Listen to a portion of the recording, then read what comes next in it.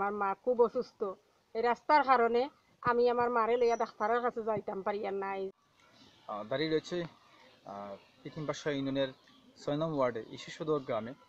সেখানে একটি রাস্তা দীর্ঘদিনের মানুষের অভিযোগ পেয়ে আমরা এখানে এসেছি। এই রাস্তাটি একটি বেহাল দশা।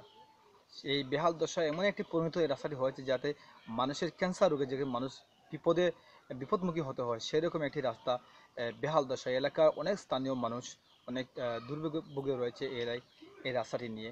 এই গ্রামের অনেক শিক্ষার্থীরা স্কুল মাদ্রাসা কলেজে যেতে অনেক হিমশিম খাচ্ছে এই রাস্তাটি দিয়ে যাতায়াত করতে। এখানে অনেক অসুস্থ পরিবার রয়েছে, অনেক অসুস্থ রোগীকে নিয়ে এই রাস্তাটি নিয়ে যেতে হাসপাতাল বা ডাক্তারের কাছে নিয়ে যেতে অনেক মানুষ হিমশিম খাচ্ছে। আপনাদেরকে আগে দেখিয়ে দিয়েছি এই রাস্তাটি অনেক দিন ধরে এই বেহাল দশায়, কিন্তু এলাকাবাসীর অভিযোগ হচ্ছে তারা জনপ্রতিনিধির কাছে বারবার তারা আবেদন করছে, কিন্তু এর কোনো ফলাফল তারা পাচ্ছে না। সেজন্য আমাদের কাছে তাদের অভিযোগ পেয়ে আমরা এখানে এসেছি। এখানে তাদের মুক্তি শুনেছেন বা শুনবেন যে এই রাস্তাটির যে বেহাল দশা, তাদের একটা দাবি রয়েছে যে এই রাস্তাটি জনপ্রতিনিধির কাছে তার দাবি এবং প্রশাসনের প্রতি যাতে ইসোলিং করে এই রাস্তাটি সুন্দরভাবে ইসোলিং করে দেওয়া হয় সেই দাবি তারা জানিয়েছে। এই দাবিটা তারা পূর্ণ হলে তারা এলাকাবাসী তারা আনন্দিত থাকবে এবং সেই হিসাবে জনপ্রতিনিধির কাছে তারা দাবি জানিয়েছে এই রাস্তাটি দ্রুত ইসোলিং করে এই রাস্তাটিকে মেরামত করে যাতায়াতের সুব্যবস্থা করে দেওয়া হয়। আসসালামু আলাইকুম। আপনার কাছে আমরা একটাও দাবি যে আমরা রাস্তা খান ইরসলিং করিয়া দেওয়ার লাগিয়া এই গোটা দিন ধরে আমার মা খুব অসুস্থ, এই রাস্তার কারণে আমি আমার মারে লইয়া ডাক্তারের কাছে যাইতাম পারি আর নাই। দীর্ঘদিন ধরে আমার মা আইলা অবস্থা। আজ সকালেও আমার মারে লইয়া যাইতাম আসলাম, রাস্তা ব্যাপার হইতাম পারছি না করিয়া লইয়া যাইতাম পারছি না। ও ভাই আমি এটা হরি ঘুরাইয়া আমার মারে লইয়া ডাক্তারের কাছে গেছি। আমার মা যা বাঁচবার অবস্থা। এখন যদি যদি না কেউ মরণ তেও লাশ লইয়া আমরা কেমনে দি বার হইয়া যাইতাম। আপনারা হোকা চাই, আমরা দয়া করি আপনার কাছে আমরা চাই আর আমরা রাস্তা খান ইরসলিং করিয়া দিতা। আমরা রাস্তা খান আমরা দয়া করিয়া আমরা রাস্তা ইরসলিং করিয়া দেওয়ার লাগে। আমরা বারোইবার ক্ষমতা নাই, বেমার আজারে মরি যাইয়ার গিয়া গাড়ি ঘোড়া লইয়া চলতাম বাড়ি আন না, যাইতাম বাড়ি আন না।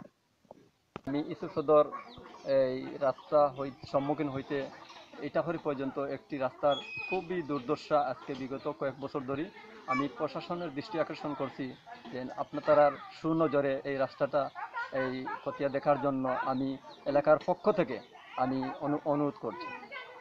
৬ নং ওয়ার্ড বা এই রাস্তায় ভিতরটা রাস্তাটাকে খুব যাতায়াতের খুব কষ্ট হয়। জুতা খুঁতা তো লইয়া যাওয়া লাগে, কাদা মানুষের কাপড় পরে বরং সে একদিন বৃষ্টি দিলে এক মাস যাওয়া চলা তো অনেক বিভিন্ন কষ্ট হয় মানুষের যাতায়াত, মা বোন বাচ্চা কাচ্চা স্কুলে যাওয়া খুবই কষ্ট হয়, বরং সে আমরা তো কষ্ট হয় সেসন তো জুতা তো আর চিতা হইতাম।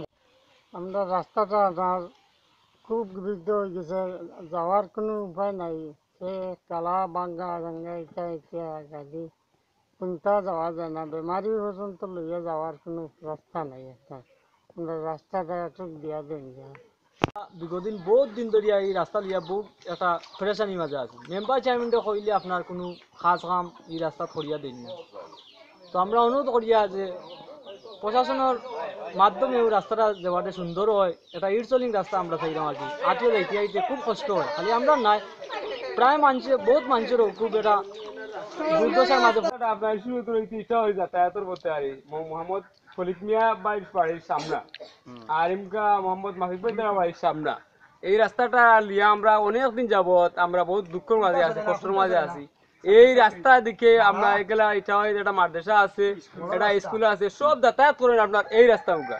কিন্তু এই মাদ্রাসার ছাত্ররা দায়িত্ব কেমনে দিয়ে এই রাস্তাটা আমরা দিয়ে একটু খেয়াল করেন ভালো হইব।